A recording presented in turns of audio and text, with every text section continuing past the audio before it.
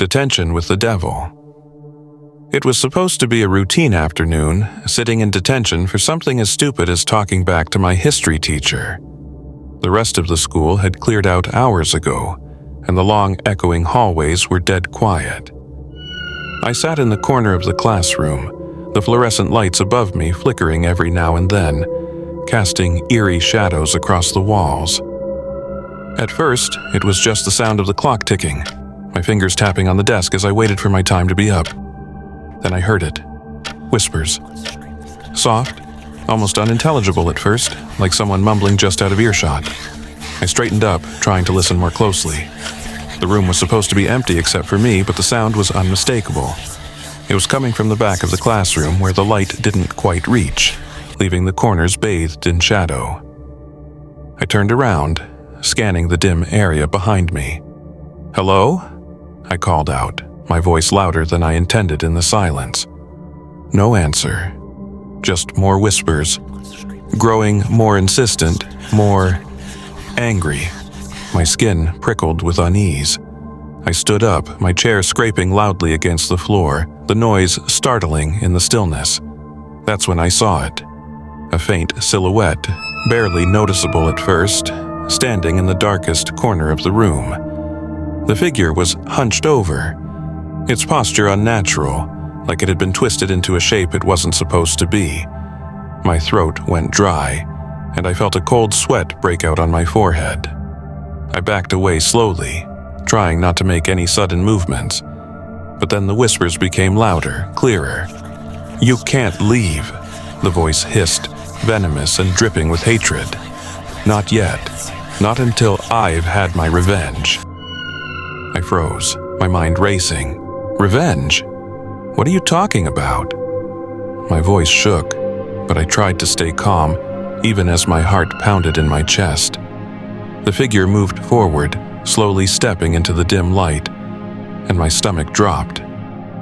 Its face, if you could call it that, was contorted, the eyes sunken and hollow, the mouth stretched into a grotesque grin that didn't match the fury in its voice. "You don't know, do you?" It rasped. "This place. This room. It was where it happened." I racked my brain, trying to figure out what it meant. "What happened here?" I asked, my back now pressed against the cold wall of the classroom. The spirit's form flickered, like it was made of shadows and smoke, but its presence was overwhelming, suffocating. "There was a boy, years ago," it continued, its voice now filling the room. "Bullied, tormented, left to rot in this very room. No one ever came to let him out. He was forgotten." The figure's face twisted with anger. "They locked him in here, and now he's locked in me." I realized then that I wasn't dealing with just a spirit.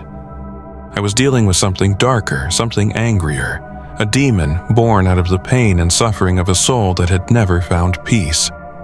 And now it was here, seeking revenge. I needed to get out, but the door to the classroom was on the other side of the room, past the spirit. My eyes darted around, looking for another way out, but there was none. The windows were sealed shut, and my phone, useless as ever, had no signal. The spirit's grin widened, as if it could read my thoughts. "There's no escape," it said, stepping closer. "Unless you help me?" "Help you?" I stammered. "How?" "You have to make them pay," it hissed, its voice now echoing in my head. "Find the ones responsible, make them suffer as I did. Only then will I be free." I didn't know what to say, didn't know how to respond. The air felt heavy, the walls seemed to close in around me. I had no idea who it wanted revenge on, no idea what to do, but as the spirit loomed over me, its shadowy form now towering above, I realized I had no choice. Before I could say anything, the door to the classroom suddenly creaked open. I turned, my breath catching in my throat. But no one was there. The spirit was gone, the whispers silenced. I was alone again. Or so I thought. As I stepped toward the door, I noticed something, a small piece of paper, folded neatly on the desk in front of me. I picked it up, my hands trembling. It was an old detention slip, crumpled and yellowed with age. The name scrawled across it sent chills down my spine. Nick Anderson. The same name as the boy who had vanished from this school 50 years ago. I looked around the room one last time, feeling the eyes of something watching me from the shadows. And then I heard it. A single whisper in my ear. You can't hide from the past. I stood frozen, gripping the crumpled detention slip with trembling hands. My mind raced, trying to make sense of what just happened. Nick Anderson. The name seemed to echo in my head over and over again. 50 years ago, they said he just disappeared.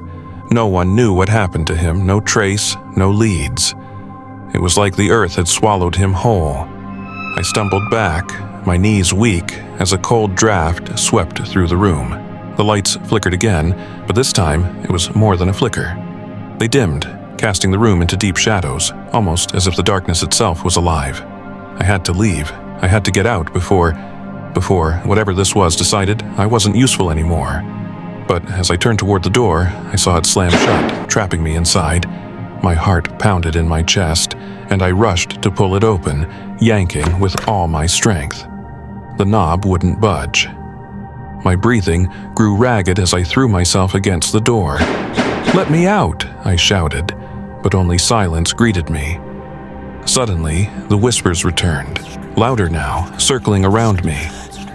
But they weren't coming from one place, they were everywhere, surrounding me. "You have to finish it," the voices chanted, overlapping, growing more intense. "You have to set him free." I whipped around, looking for any sign of the spirit, but there was nothing. The room was empty. Empty, except for the mirror in the corner I hadn't noticed before. It was ancient, the glass speckled with age, its reflection warped.